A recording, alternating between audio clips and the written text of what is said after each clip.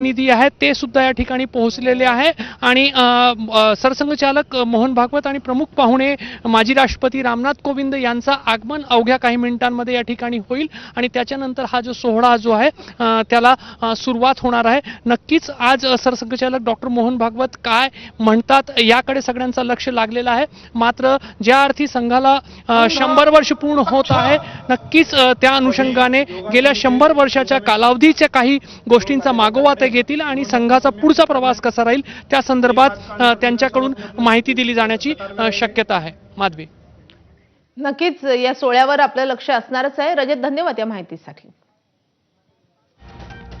तर आरएसएसच्या विजयादशमी उत्सवाचे प्रमुख पाहुणे भारताचे माजी राष्ट्रपती रामनाथ कोविंद असतील।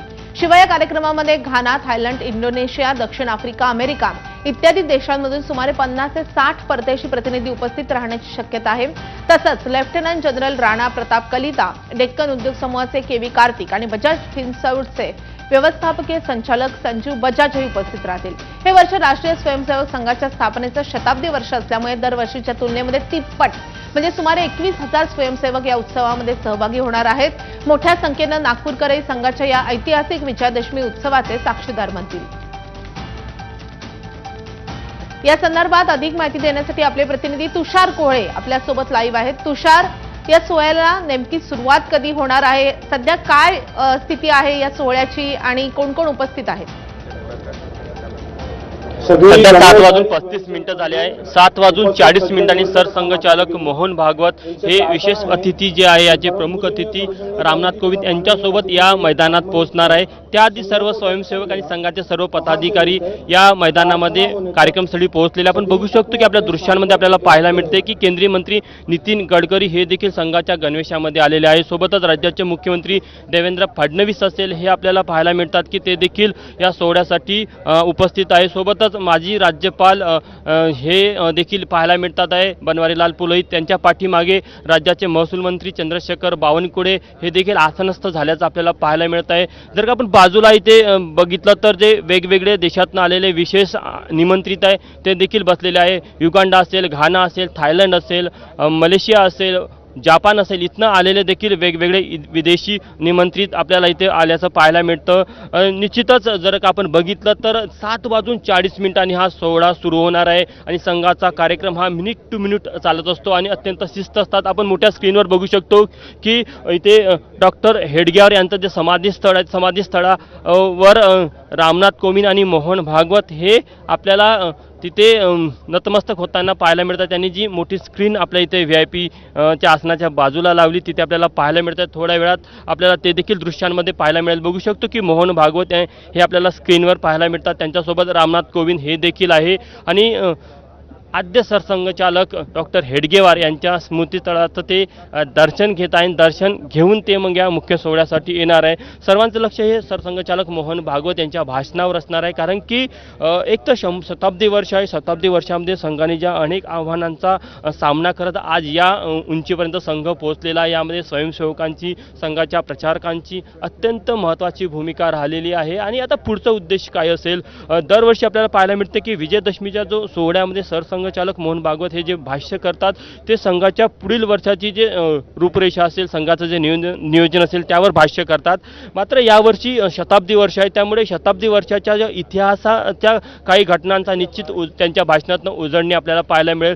सोबत विद्यमान स्थितीमध्ये भारताची विदेश नीती असेल, भारताची आर्थिक नीती असेल किंवा केंद्र सरकारने जे 2047 जेव्हा भारत देशाला 100 वर्ष पूर्ण होत आहे त्यासाठी जे लक्ष ठेवलं त्या लक्ष्यामध्ये राष्ट्रीय स्वयंसेवक संघाची काय भूमिका असेल, स्वयंसेवकांची काय भूमिका असेल यावर सरसंघचालक मोहन भागवत आजच्या भाषणात काय भाष्य करतात याकडे देखील सर्वांचं लक्ष असणार आहे। निश्चित आजचा दिवस हा राष्ट्रीय स्वयंसेवक संघासाठी ऐतिहासिक असा हा दिवस आहे, कारण की 100 वर्षाचा जो प्रवास आहे तो निश्चित अत्यंत उल्लेखनीय आहे। अनेक आव्हानांना तोंड देत संघ आज या उंचीपर्यंत पोहोचलेला आहे आणि फक्त देशातच नाही तर विदेशामध्ये देखील संघाचं काम चालतं। त्यामुळे वेगवेगळ्या विदेशी ज्या संघटना त्यांच्या देशामध्ये काम करतात त्यांना देखील संघाबद्दल अत्यंत कुतूहल असतं, त्यामुळे ते संघाला समजून घेण्यासाठी ते इथे आल्याचं आपल्याला पाहायला मिळतं। त्यातल्याच काही ज्या प्रमुख संस्था आहेत त्याचे प्रतिनिधी आपल्याला आजच्या या सोहळ्याच्या ठिकाणी आल्याचं पाहायला मिळतं। निश्चितच एक अत्यंत महत्त्वाचा सोहळा आहे। संपूर्ण देशाचं लक्ष आज सरसंघचालक मोहन भागवत यांच्या भाषणाकडे असणार आहे. ते कोणकोणत्या विषयाला हात घालतात, म्हणजे दरवर्षी जर आपण जर का सरसंघचालक मोहन भागवत यांचं भाषण बघितलं तर दरवर्षाच्या विद्यमान परिस्थितीवर, विद्यमान विषयाला ते हात घालत असतात. त्यामुळे आपल्याकडे यावर्षी जर आपण बघितलं तर अमेरिकेने ज्या प्रकारे टेरिफ लावलं त्यानंतर एक आर्थिक स्थिती जी आपल्याकडे पाहायला मिळत आहे, एक द्वंद्व पाहायला मिळत आहे. त्याबद्दल काय भाष्य करतात, सोबतच विदेश नीती आहे, नुकतंच ऑपरेशन सिंदूर हे आपल्याकडे सुरू आहे आणि त्यावर देखील काय भाष्य करतात याकडे देखील सर्वांचं लक्ष असणार आहे. आपण बघू शकतो मोठ्या स्क्रीनमध्ये की तिथनं आता जे डॉक्टर हेडगेवार यांचं स्मृतीस्थळ आहे तिथनं सरसंघचालक मोहन भागवत यांचा ताफा हा बाहेर निघालेला आहे. तुम्ही दृश्यांमध्ये बघू शकता की हे समोर जी कार दिसते त्या कारमध्ये सरसंघचालक मोहन भागवत आणि रामनाथ कोविंद हे मुख्य सोहळ्याकडे येताना आपल्याला दिसत आहे आणि अत्यंत शिस्तीमध्ये बाजूला स्वयंसेवक तिथे उभे आहे. कारण की आज संघाने दरवर्षी स्वयंसेवकात इथे पथसंचलन होत असते, मात्र यावेळेस फक्त पथसंचलन होणार नाही.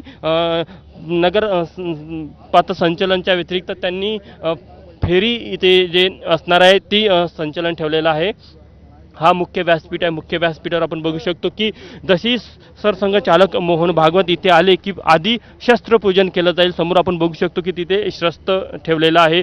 जे पारंपरिक आपले शस्त्र आहे ते शस्त्रांचं पूजन केलं जातं आणि त्यानंतर मग सरसंघचालक मोहन भागवत विशेष निमंत्रित आणि जे प्रमुख या सोहळ्याचे मुख्य पाहुणे आहे रामनाथ कोविंद यांना घेऊन मुख्य व्यासपीठावर जाईल. तर आपण जे दृश्यांमध्ये आपल्याला दिसतं की सध्या या सोहळ्याच्या ठिकाणी सरसंघचालक मोहन भागवत पोहोचलेले आहे आणि ते आता सुरुवातीला शस्त्रपूजन करेल.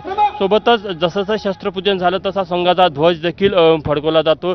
संघाचा भगवा ध्वजारोहण होईल, त्यानंतर ध्वजवंदना होईल आणि त्यानंतर मग मुख्य सोहळ्याला सुरुवात होईल. आपण बघू शकतो की दृश्यांमध्ये सरसंघचालक मोहन भागवत असेल, डॉक्टर रामनाथ कोविंद असेल, ते शस्त्रपूजन करताना आपल्याला पाहायला मिळत आहे. एक परंपरा आहे, दसऱ्याच्या दिवशी शस्त्रपूजनाला खूप महत्त्व असतं आणि संघ आपल्या पूर्ण ज्या परंपरा असतात त्यांचं नित्यनेमाने पालन करत असतं. संस्कृतीचं रक्षण ही संघाचं ब्रीदवाक्य आहे आणि त्याच आपण जर का बघितलं तर या सोहळ्यामध्ये देखील तेच पाहायला मिळतं की शस्त्रांचं पूजन केलं जात आहे. जे पारंपरिक शस्त्र असतात त्याचं पूजन होताना आपल्याला पाहायला मिळत आहे. आणि त्यानंतर मग इथे जसंही मुख्य व्यासपीठावर गेले की ध्वजारोहण होईल. संघाचा जो ध्वज आहे त्याला ध्वजवंदना केली जाईल आणि त्यानंतर मग मुख्य सोहळ्याला सुरुवात होणार आहे. तर निश्चित आज अत्यंत महत्त्वाचा असा हा दिवस आहे की या दिवशी सरसंघचालक मोहन भागवत संघाच्या स्वयंसेवकांना काय संबोधतात त्याकडे सर्वांचं लक्ष असणार आहे.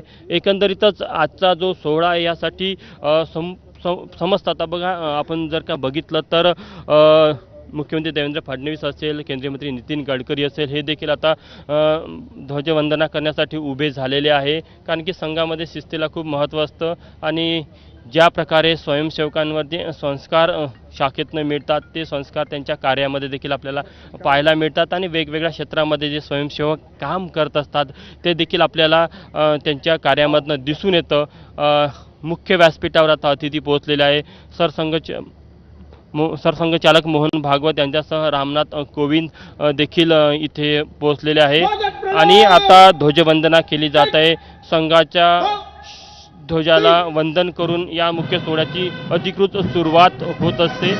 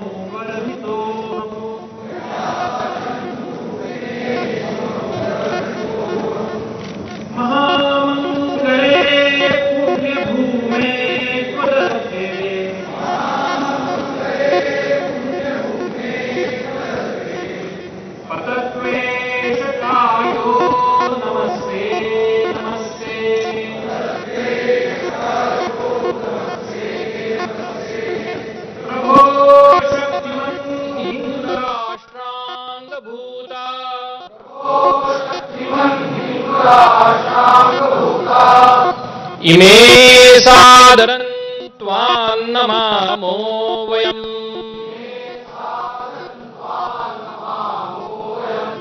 त्वदीयाय कार्याय बद्धा कटीयम्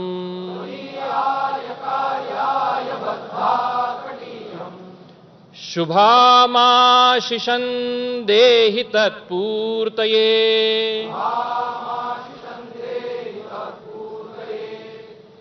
अजय्याञ्च विश्वस्य देहि शक्तिम् सुशीलं जगद्येन नम्रं भवेत् श्रुतं चैव यत्कण्टकाकीर्णमार्गम्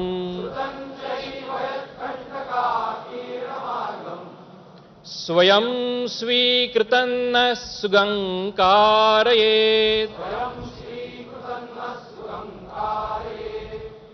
समुत्कर्षनिःश्रेयसस्यैकमुग्रम्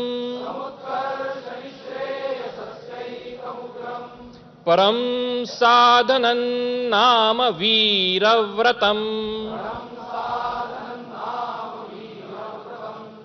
तदन्तस्फुरत्वक्षया ध्येयनिष्ठा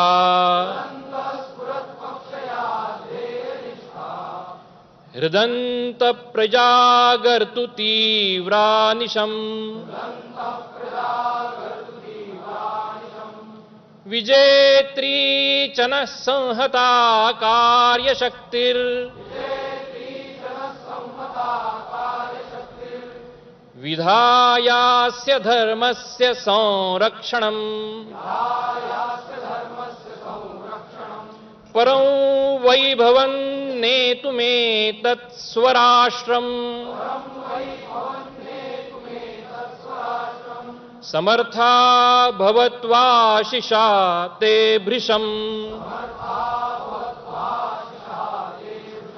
भारत माता की जय। ध्वज प्रणाम। 1 2 3 आक्रमण।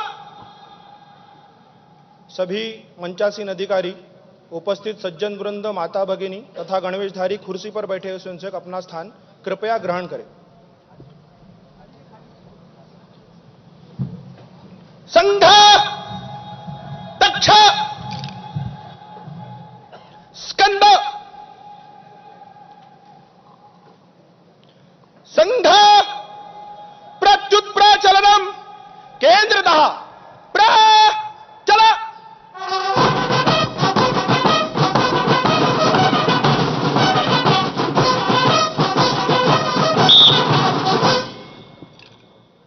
ध्वज प्रणाम।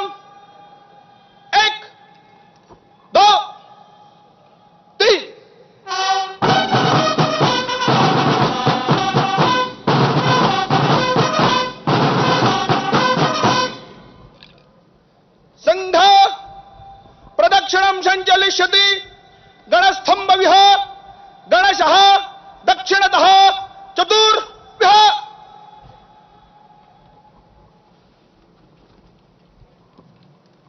घोष वामभ्रम प्रस्थल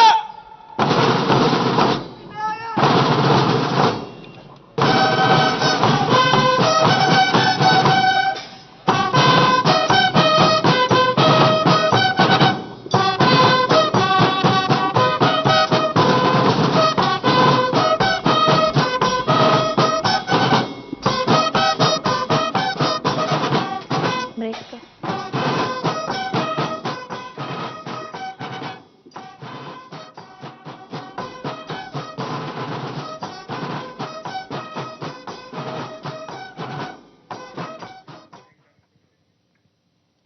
तर संघाच्या या